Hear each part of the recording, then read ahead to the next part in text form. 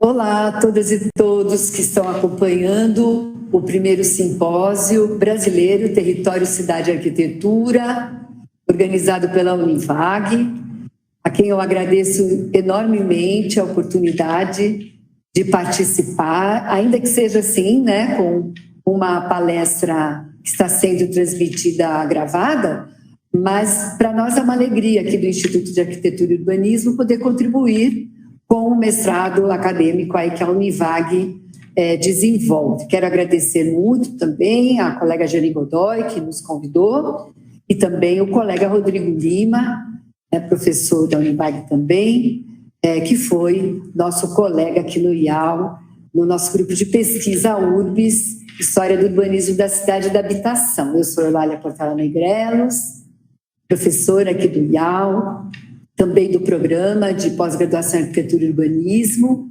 e eu vou contribuir com vocês, junto com duas doutorandas, a Juliana Cavallini Lendimuth, que também tem um vídeo, né, vinculado ao seu doutorado, que já está para ser defendido agora nos próximos meses, até dezembro, e Elisa Roberta Zanon, que já está qualificada, que também gravou um vídeo compondo com esse trabalho que eu vou apresentar para vocês agora, nesse PowerPoint que nós temos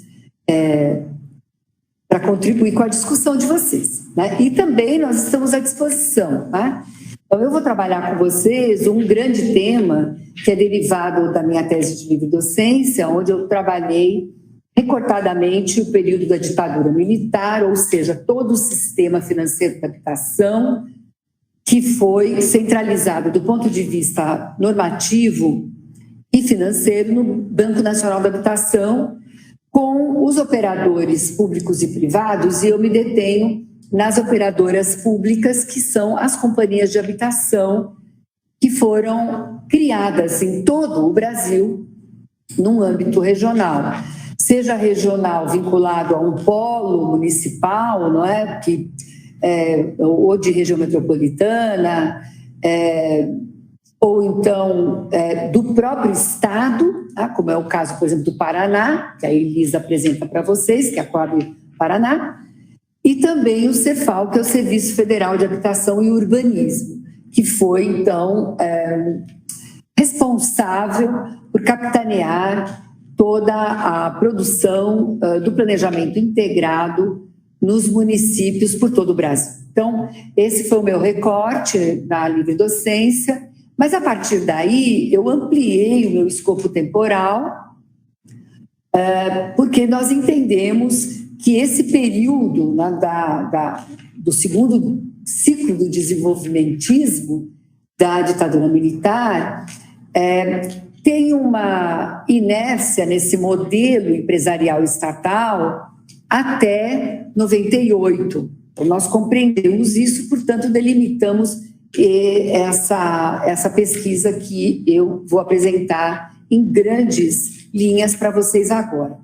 Então, da compreensão do período militar, com a hipótese da consolidação da tipologia habitacional, conjunto habitacional, em desenvolvimento desde 1930,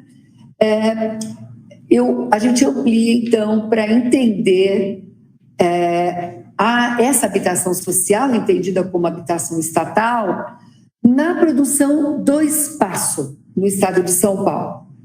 Por quê? Porque nós compreendemos que na regionalização do estado de São Paulo, durante pelo menos desde os anos 50, há elementos importantes para compreender a própria atuação das companhias de habitação no estado de São Paulo, vinculadamente ao planejamento urbano, mas também já tentando avançar para algo que se delimita no campo da cotidianeidade dos conjuntos ou do próprio consumo dos conjuntos pelos moradores e moradoras, buscando identificar em quais conjuntos ou em quais regiões, que é o mais adequado para a nossa formulação, nós encontramos um maior indicador, um maior índice de vulnerabilidade socioeconômica. Tá?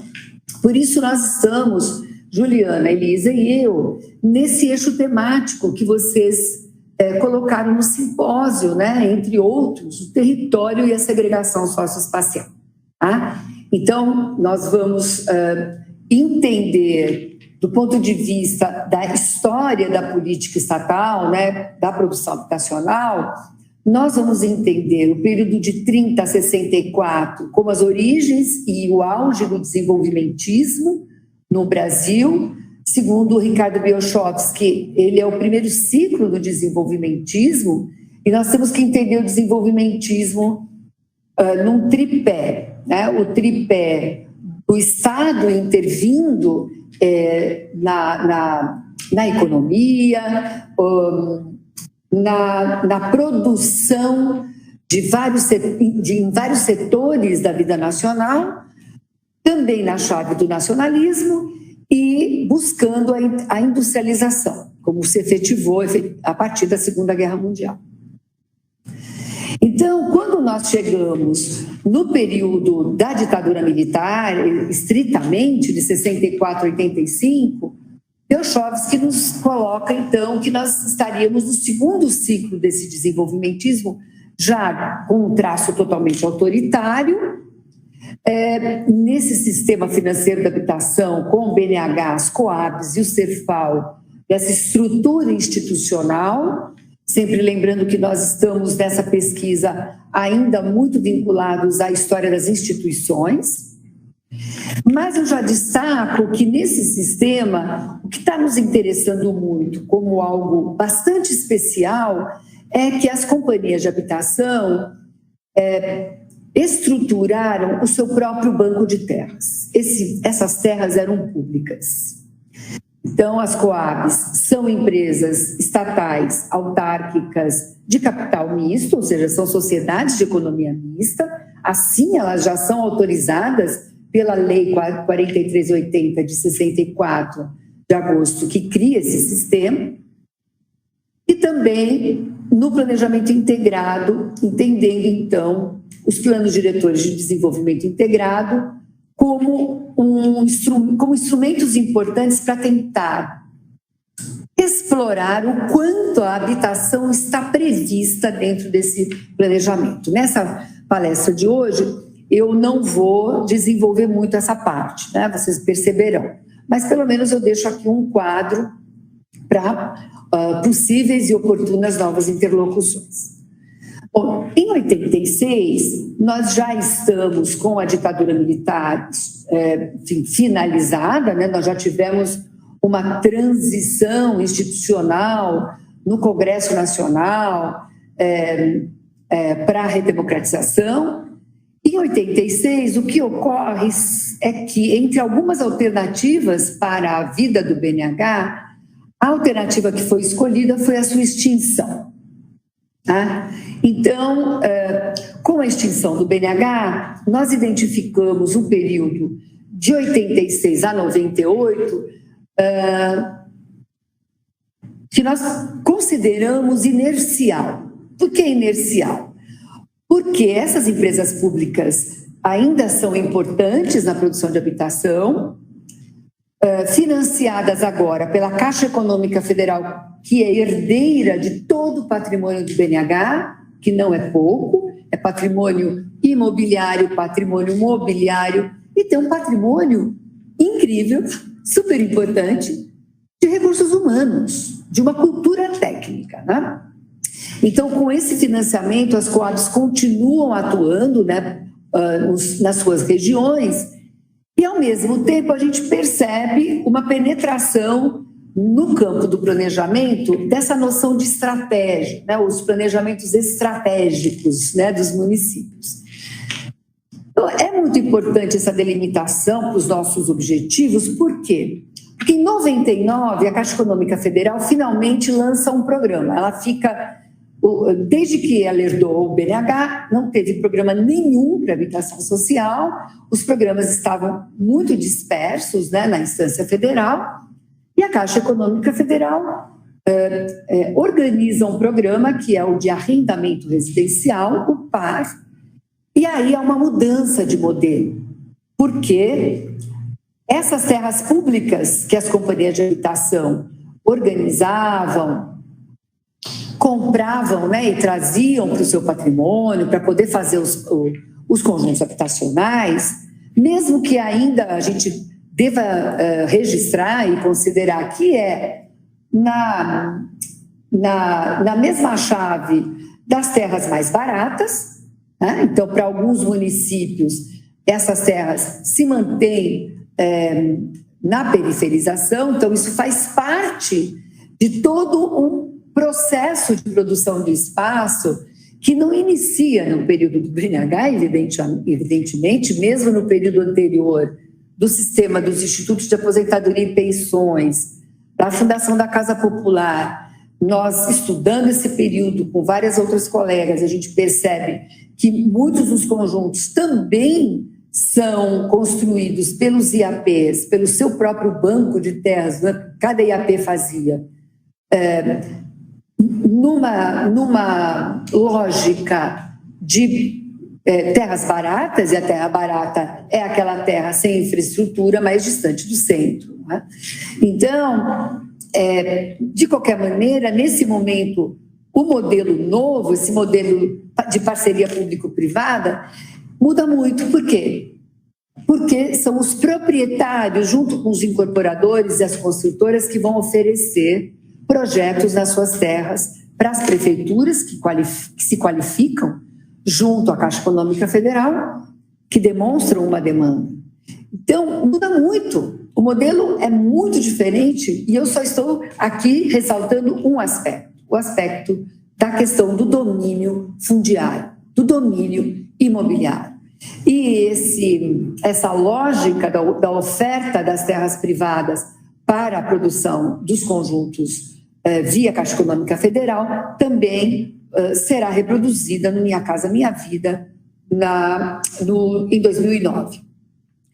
Bem, então nós trabalhamos desde 2020 até agora, durante esses últimos 3 anos, fazendo um levantamento, um mapeamento, um inventário da produção de conjuntos habitacionais pelas 7 Coabs que foram formadas no estado de São Paulo. Então aí a gente já pode perceber a pujança do estado de São Paulo, que já é um estado industrial, vamos dizer assim, um estado líder da indústria nacional e que faz parte, inclusive, das 9 regiões metropolitanas que foram criadas em 73 e 74 pela ditadura militar.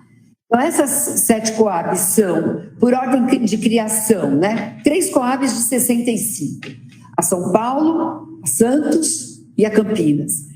Aí a de Bauru em 66. A Bandeirante, que também tem sede em Campinas, apesar de então não atuar em Campinas, mas atuar na região de Campinas, é de 67. A Coab Ribeirão Preto de 69 e a Companhia Regional de Habitações de Interesse Social de 79, com sede em Araçatuba. Então foi muito importante construir esse inventário, ele ainda está em andamento, evidentemente, nós estamos trabalhando nisso, e nós trabalhamos em 3 edições de um programa unificado de bolsas da Universidade de São Paulo, desde 20 até agora em 23, com várias estudantes com bolsa de iniciação científica. Então, nós temos agora uma hipótese que está ampliada, né? Por quê? Porque nós temos uma visão de que a grande quantidade de conjuntos produzidos no período, a gente primeiro destacou 64 a 92, nas 2 primeiras edições da iniciação científica. Por quê? Porque nós percebemos, inclusive por conta da tese da Juliana, que vocês também assistem ao vídeo da Juliana, ela foi até 92, porque ela estuda o município de São Paulo, e nós percebemos, então, que 92 nos permitiria estudar os conjuntos habitacionais da Coab São Paulo no centro da cidade. Porque antes de 88 nós não tínhamos nenhum conjunto no centro de São Paulo. Tá? Mas nessa 3ª edição da iniciação científica, nós ampliamos para 98, justamente ampliando a hipótese, essa hipótese da inércia do modelo. Tá?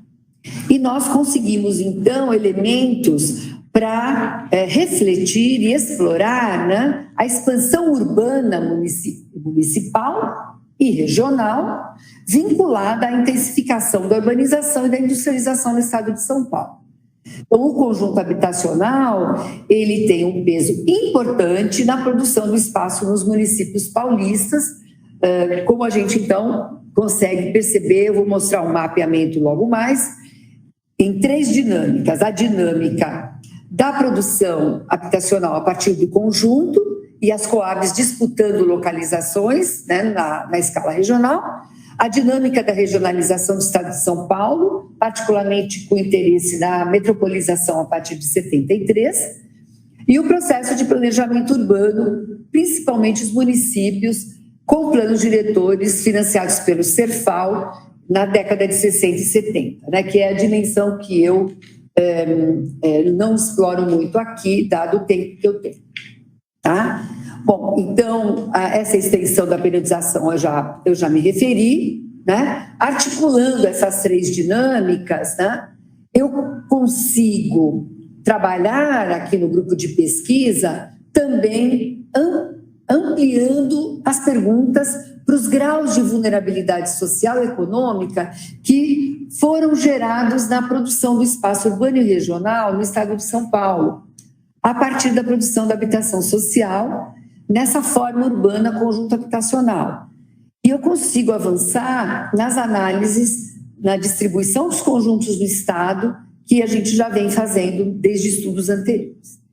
Para isso, inicialmente, nós nos baseamos conceitualmente, além do conceito de espoliação urbana, que o Kovarik já tinha desenvolvido na década de 70, agora, eles têm um conceito que é o de vulnerabilidade socioeconômica e civil. Nas pesquisas que ele fez, né, antes de fazer esse livro, Viver em Risco, em favelas, cortiços e loteamentos populares. Ele não vai para conjuntos habitacionais, portanto, então, a gente faz uma ampliação para o estado de São Paulo com alguns conjuntos, particularmente aqui em São Carlos, nessa última edição da iniciação científica. E também a gente já identifica outras frentes de possíveis pesquisas que nós já estamos organizando, quando a gente percebe, por esse mapa, por exemplo, eu estou aqui manejando o meu mouse, esse mapa é um mapa com os municípios de 64 a 92, ainda não é até 98 nesse mapa, em que as 7 Coabs listadas aqui na legenda estão produzindo habitação. Então, aqui nesse mapa, a gente percebe, primeiro, essa região que é a do Vale do Ribeira, né, a região polarizada por registro, não tem nenhum conjunto habitacional dessas companhias.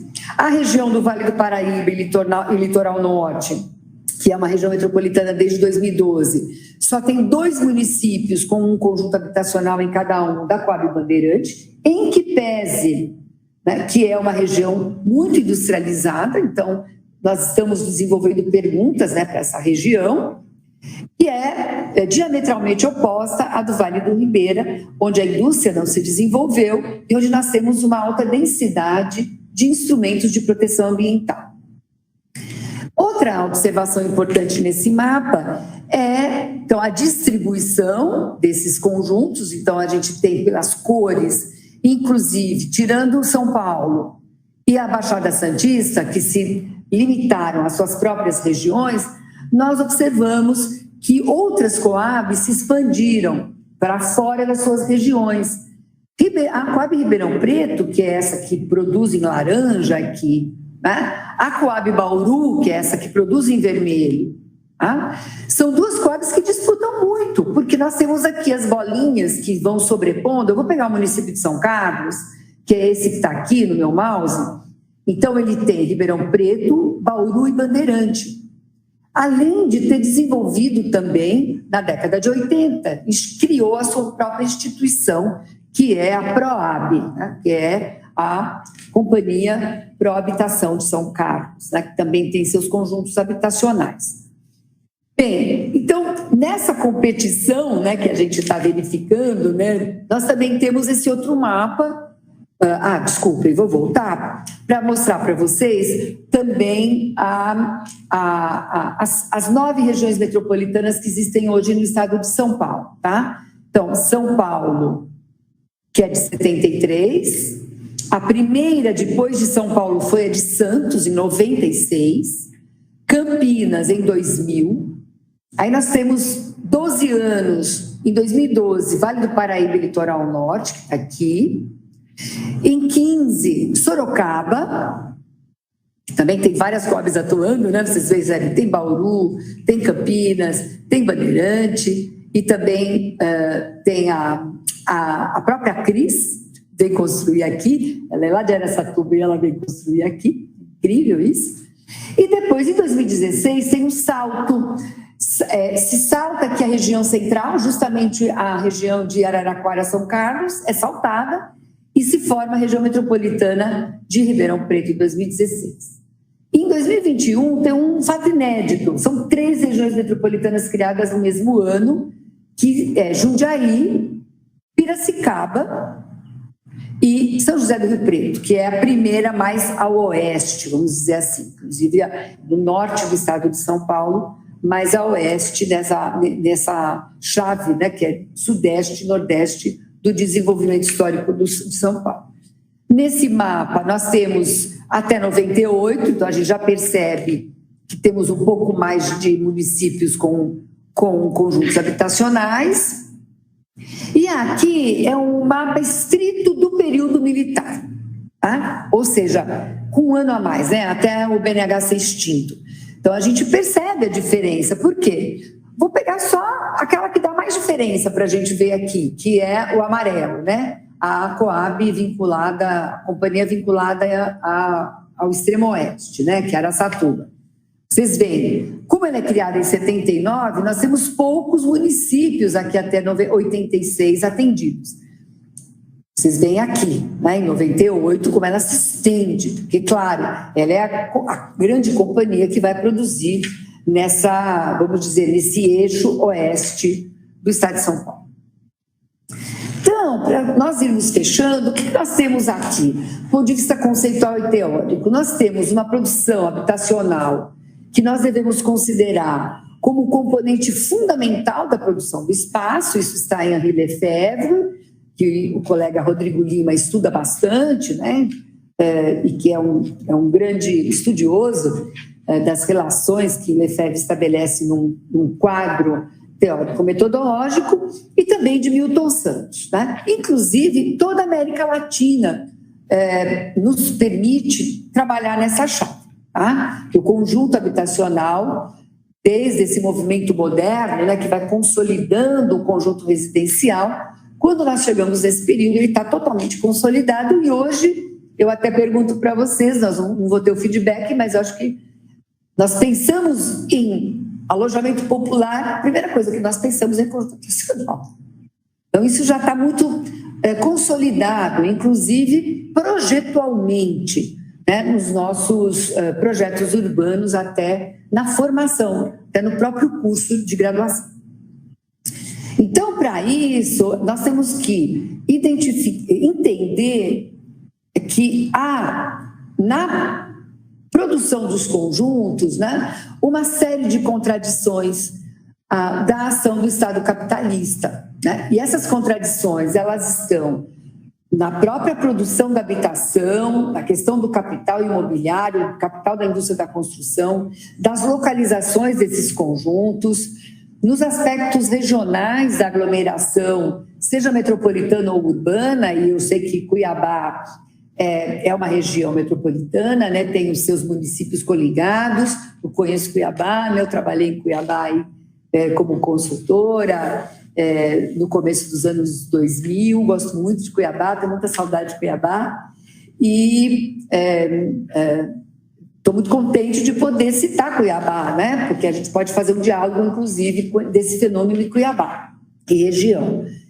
Outro elemento que também nos dá contradições, né, é a própria formulação dos instrumentos de planejamento, como eles são formulados, para que municípios eles são priorizados, como eles são financiados nesse período e posteriormente, né, também pelo Estado, nos seus diversos níveis, né, municipal, estadual e federal, e como, então, os conjuntos habitacionais são vulneráveis, vamos dizer assim, às carências sociais, à segregação socioespacial, num quadro de vulnerabilidades.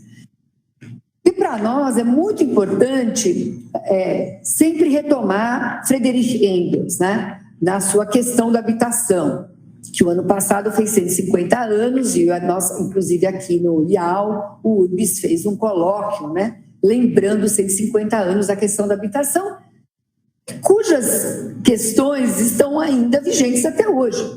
Ou seja, o Engels trabalha com uma penúria da moradia, então, independentemente de alguns conjuntos que conseguem ter uma, vamos dizer, uma transformação de classe social, que não é em todos que ocorre, a grande parte, né, da classe trabalhadora vive em penúria, vive com déficit de infraestrutura nos conjuntos, vive com um déficit de serviços, né?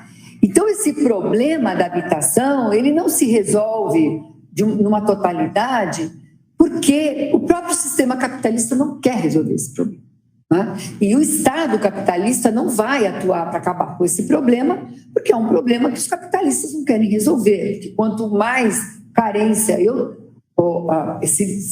se permite ter, certo? Mas o mercado imobiliário e a cadeia da construção civil estão mobilizadas, né, para ir trabalhando, inclusive, nas crises, tá? Nas crises em que a habitação, a produção de habitação é o grande motor, né, anticíclico. Então, esse conceito de espaço social é muito importante para nós, ele se vincula à produção social do espaço a partir de Lefebvre, na produção do espaço, né, de Lefebvre, e o papel do espaço urbano é compreendido como um próprio objeto da produção capitalista. A cidade é um motor fundamental para a produção capitalista, ela é meio, condição e produto da reprodução do capital. Então, a terra urbana é a nossa grande, vamos dizer, por isso que eu destaquei lá atrás o banco de terras como o elemento-chave para que a gente possa explorar a habitação social e produção do espaço, né? E a questão da segregação, ela é uma construção conceitual importante na chave do Kovarik, né, da vulnerabilidade socioespacial, avançando para a civil, que a gente sabe agora também que muitos dos conjuntos têm uma captura de poder interno, né, por setores paraestatais, ou enfim, crime organizado, e as condições de exploração do trabalho pelo capital estão bastante extremadas, cada vez mais, e esse vínculo com a produção do espaço como um campo de produção de segregação e de exclusão socioespacial. E isso está em Ana Fanny Carlos, na Maria Encarnação Espósito e também no Marcelo Souza. A periferização, ela é um componente muito importante da nossa reflexão, ela permanece como um elemento a explorar do ponto de vista teórico-metodológico, evidentemente, do ponto de vista do espaço geográfico, tá? Então, a periferização entendida geograficamente, mas também do ponto de vista social, tá? E a gente a entende como um processo comum na história das cidades latino-americanas, né, que estão a gerar permanentemente segregação socioespacial. Então, essa dimensão regional, a dimensão do planejamento e da produção habitacional é que está nos movendo recentemente para a gente continuar os nossos trabalhos de pesquisa. Eu vou deixar aqui, eu fiz questão, né, de trazer as referências bibliográficas, porque é um simpósio vinculado a um curso, né, a um programa de pós-graduação que é um mestrado, então acho que é importante nós reforçarmos o nosso campo teórico-metodológico, né, a partir da bibliografia. Então, o Ricardo Bielchowski é muito importante para nós, ele é um economista que está muito vinculado à CEPAL, a qual se vinculou Celso Furtado, com quem nós trabalhamos muito nas nossas pesquisas. A Ana Fanny Carlos, como eu já me referi, o espaço urbano, novos escritos sobre a cidade, entre muitos trabalhos em que ela explora o campo teórico que o Lefebvre também tem trabalhado, o Friedrich Engels, como já me referi. Eu falei do Jaramillo muito rapidamente ali, quando eu falei da América Latina, então, as formas de produção do espaço Bogotá, mas que nos é muito pertinente para as nossas grandes cidades latino-americanas, o Lúcio Kovarik, o Henri Lefebvre, o Emílio Pradilha para a América Latina também, Newton Santos, o Marcelo Souza e a Maria Encarnação Espósito. Eu espero ter contribuído com o simpósio, estou totalmente à disposição aqui no IAL, né? Vai ser um prazer continuar essa interlocução. O Rodrigo Lima é nosso parceiro, né? Nós fizemos nosso seminário do nosso grupo de pesquisa há 20 anos, né, do URBS, ele participou conosco numa das mesas, então acho que essa interlocução ela só tende a crescer e nós estamos totalmente à disposição e muito, muito afim de continuar esse trabalho junto com vocês. Espero que seja produtiva esse debate e eu mando um grande abraço para todos e todas. Obrigada.